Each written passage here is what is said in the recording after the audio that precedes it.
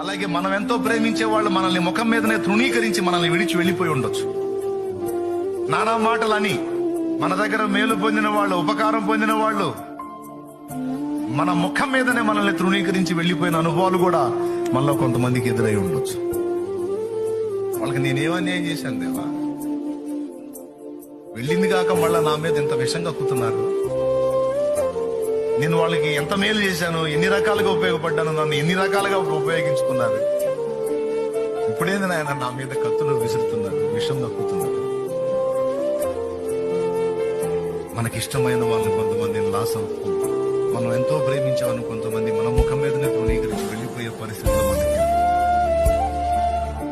మనకెంతో ఇష్టమైన ప్రదేశాల నుంచి, సమాజాల్లోంచి మనం మరో ప్రాంతానికి పంపబడతాం.